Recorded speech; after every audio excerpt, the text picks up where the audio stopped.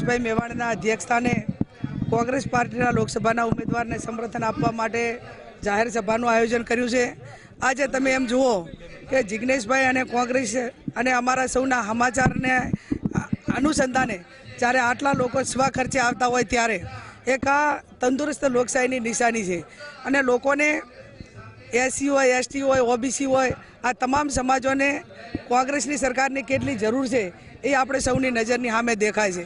ત્યારે તમામ સંસાધનો એ લગાડવા હોય લગાડી દે, પણ જ્યારે પ્રજા નક્કી કરે છે, મતદારો નક્કી કરે છે તો એને કોઈ રોકવાવાળું લોકશાહીની અંદર નથી। બાબા સાહેબ આંબેડકરના બંધારણને દરિયામાં નાખવાવાળાને હું એટલું જ કહેવા માગું છું કે બનાસકાંઠાની જનતા હવે જાગી ગઈ છે।